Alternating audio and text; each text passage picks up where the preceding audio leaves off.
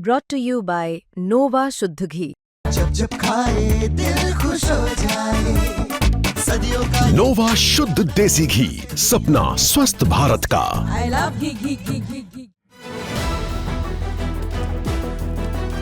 आम आदमी पार्टी के दिल्ली प्रदेश अध्यक्ष सौरभ भारद्वाज के लिए एमसीडी की इन 12 सीटों पर होने वाला उपचुनाव बेहद खास है। खास इसलिए भी क्योंकि सौरभ भारद्वाज के नेतृत्व में ये पहला चुनाव है जो आम आदमी पार्टी लड़ने वाली है, तो उनके कंधे पर यह जिम्मेदारी है कि आम आदमी पार्टी को ज्यादा से ज्यादा सीटें इस चुनाव में आम आदमी पार्टी के खाते में हो। इसी कड़ी में अब सौरभ भारद्वाज भी पूरी फोर्स के साथ चुनावी मैदान में उतर गए हैं और बीते दिनों उन्होंने अपने विधानसभा में भी प्रचार किया और आरडब्ल्यू के लोगों के साथ एक मीटिंग की।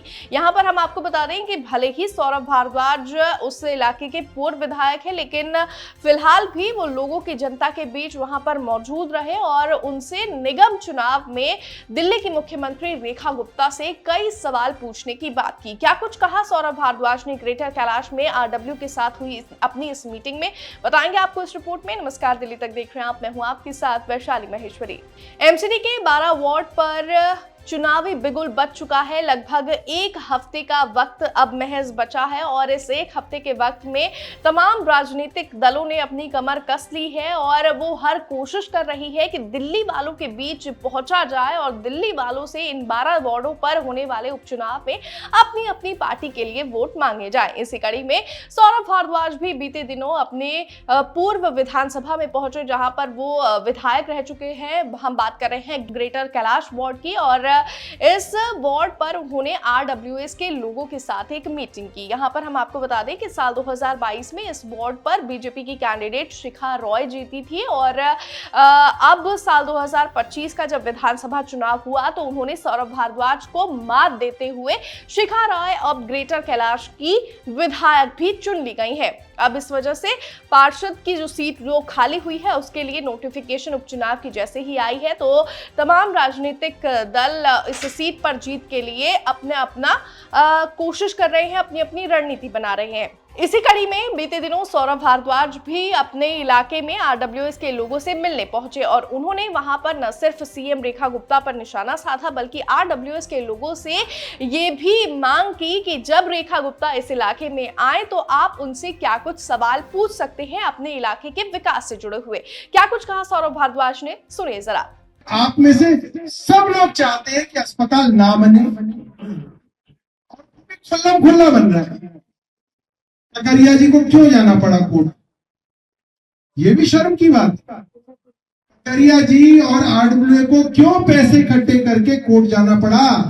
क्योंकि आपकी सरकार नहीं सुन रही, ना आपकी एमसीडी सुन रही, ना आपकी एमएलए सुन रही, ना आपका सांसद सुन रहा, ना आपका काउंसलर सुन रहा, कोई नहीं सुन रहा।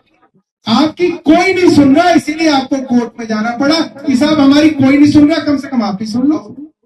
यही तो है भाई, पिटीशन यही तो है। और पिटीशन में आप कोई भीख नहीं मांग रहे, आप कह रहे हो कि ये इलीगल बन रहा है, सरकारी जमीन पे कब्जा करके बन रहा है, सारे के सारे रूल्स को टाक पे लगा के बनाया जा रहा है। यहाँ पे पानी देने के लिए है नहीं दिल्ली जल बोर्ड के पास, यहाँ ट्रैफिक संभालने के लिए रोड के अंदर कैपेसिटी नहीं है, उसके बावजूद बन रहा है। अब आपकी पिटीशन चली गई। अब ये बात कौन बताएगा कि हमारे पास पानी है या नहीं है? सरकार बताएगी।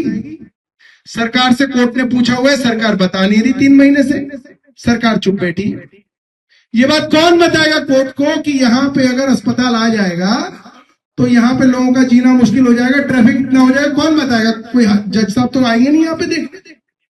और अगर जज साहब यहाँ रहते भी हो तो भी वो खुद नहीं लिख सकते कि हाँ मैं जीके में रहता हूं, मैंने देखा वहां ट्रैफिक नहीं लिख सकता। जज बंधा हुआ है।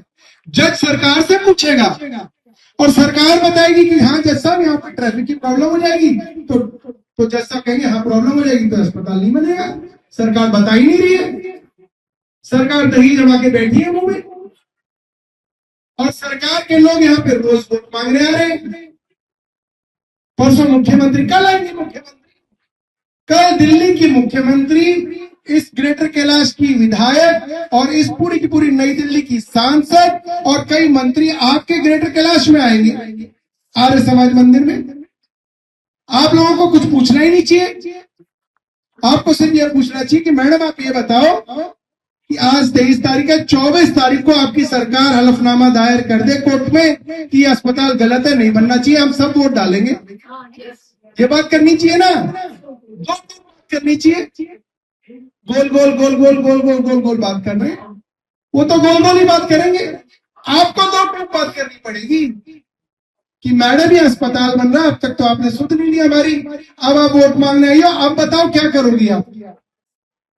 ये हमें करना पड़ेगा। अगर हम नहीं करेंगे, देखिए डायलॉग ही होते हैं तो पॉलिटिक्स के अंदर, सांसद जी आएंगी वो कहेंगी मेरी गारंटी है, मेरी गारंटी पे से वोट दे दो। तो आपको कहना है मैडम जो विधायक चुनी गई है वो भी आप ही की गारंटी पे चुनी गई थी भाई, अभी 6 महीने पहले इन्हीं की गारंटी पे तो वोट दिए लोगों ने।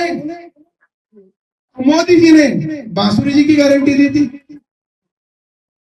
ना, बांसुरी जी काम आई इस अस्पताल के लिए, ना विधायक काम आई आपकी। आपको काउंसलर ऐसा चाहिए जो आपका सेवक हो, जिसको आप पकड़ के बिठा लो और कहो कि काम करो। बहरहाल अब देखना होगा कि सौरभ भारद्वाज की इस चुनावी रणनीति का फायदा क्या ग्रेटर कैलाश वार्ड पर आम आदमी पार्टी के कैंडिडेट को होगा या फिर नहीं। फिलहाल इस रिपोर्ट में बस इतना ही, लेकिन एमसीडी बाय इलेक्शन से जुड़ी हुई हर एक अपडेट को देखने के लिए आप देखते रहिए दिल्ली तक।